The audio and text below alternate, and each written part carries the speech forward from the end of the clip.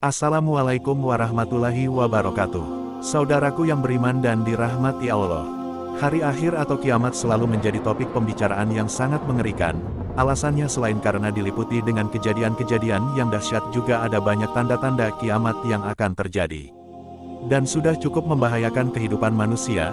Untungnya meski tanda kiamat dapat mengancam kehidupan manusia, tapi dengan tanda tersebut kita juga bisa mengetahui jika hari akhir sudah semakin dekat. Nah, di antara tanda-tanda yang muncul lebih dulu menjelang hari kiamat tiba, adalah hewan yang biasa disebut dabah.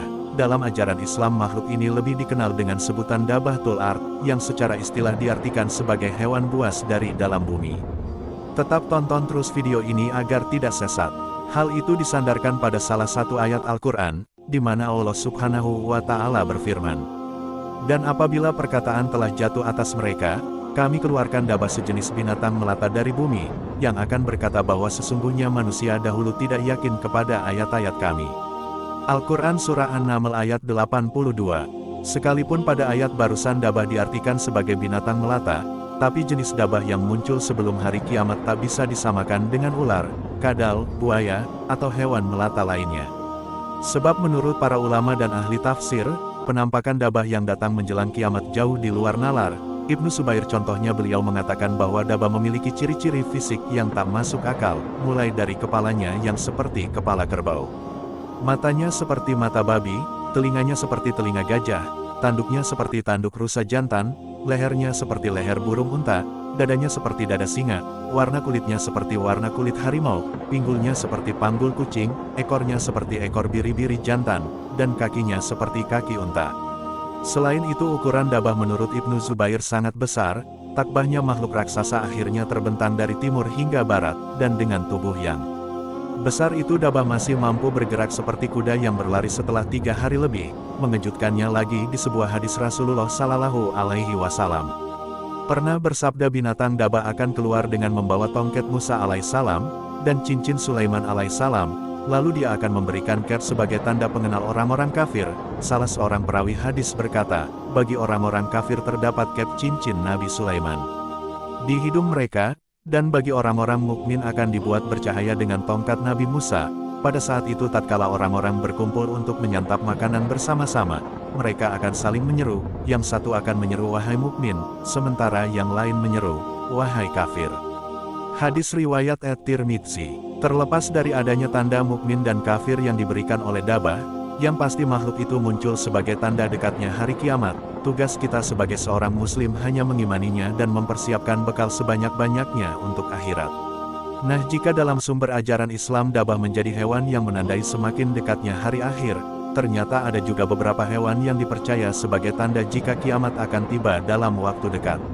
Hal tersebut disampaikan langsung oleh KH Bahaudin Nur Salim di salah satu tausiahnya yang diupload di sebuah kanal YouTube. Dalam ceramahnya itu beliau mengatakan bahwa ada 3 jenis hewan yang membuat kiamat tak akan datang, bahkan sekalipun beberapa tanda seperti bencana alam sering dihubung-hubungkan dengan kiamat.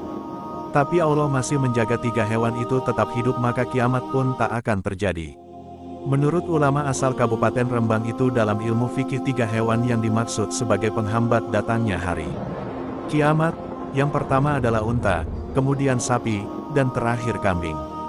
Pendapat kiai yang lebih sering disapa Gus Baha itu bersumber dari kitab tafsir Jalalain karangan Syekh Jalaluddin Al-Mahali dan Syekh Jalaluddin As-Suyuti, di mana dalam kitab tersebut menjelaskan tentang satu ayat yang artinya, dan kalau sekiranya Allah Subhanahu wa Ta'ala ingin menyiksa manusia disebabkan maksiat yang telah dikerjakan, niscaya Allah tidak akan meninggalkan di atas permukaan bumi ini suatu pun dabah atau binatang melata. Karena itu Allah menangguhkan penyiksaan mereka sampai waktu yang sudah ditentukan. Al-Quran Surah Fatir ayat 45. Memang jika diartikan secara tekstual, kata dabah pada ayat barusan memiliki makna hewan melata.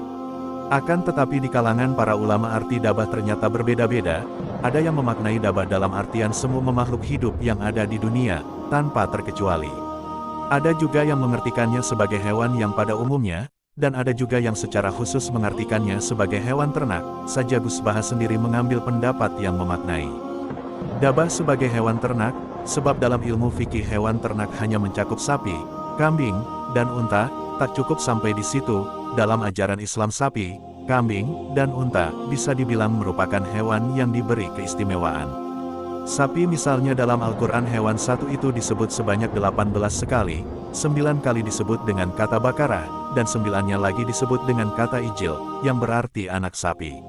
Selain itu penyebutan sapi dalam Al-Quran juga menginformasikan banyak hal, mulai dari informasi yang menyebutkan jika hewan tersebut halal dimakan, kemudian sapi yang ada dalam mimpi Nabi Yusuf.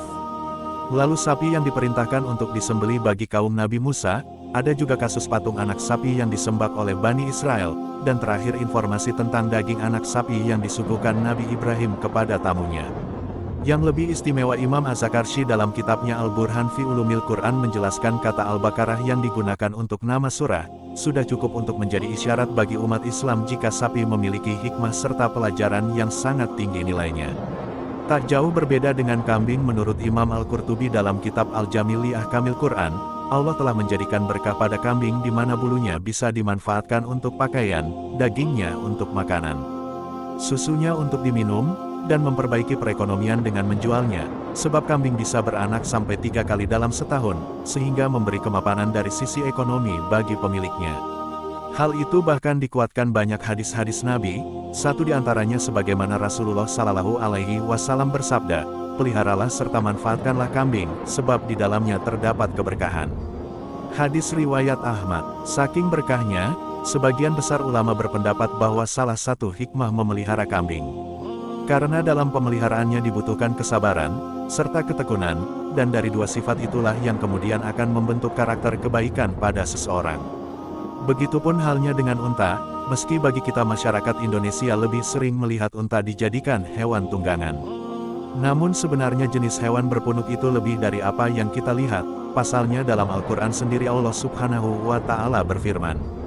Maka apakah mereka tidak memperhatikan unta bagaimana ia bisa diciptakan? Al-Quran Surah Al-Ghasyiyah ayat 17.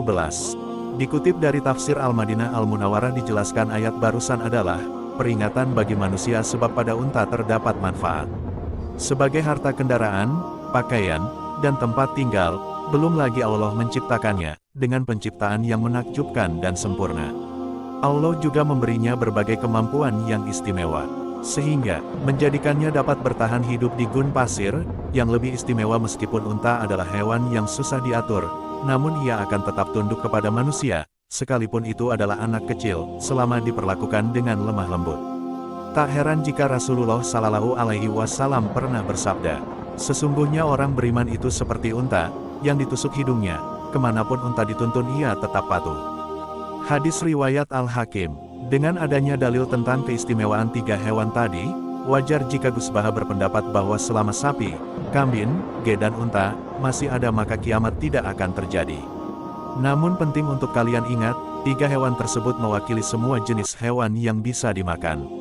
Sebab bukti bahwa Allah masih ingin melihat kehidupan di dunia ini dengan cara memberikan sumber makanan untuk manusia. Saudaraku yang beriman, bagaimana tanggapan kalian tentang pendapat Gus Baha dalam video ini? Apakah kalian sepakat? Jika tidak, jangan lupa tulisan alasanmu di kolom komentar. Wallahu alam bisawab. Terima kasih saudaraku yang menonton video ini hingga akhir. Dan sampai jumpa di video selanjutnya. Hamba Allah undur diri. Wassalamualaikum warahmatullahi wabarakatuh.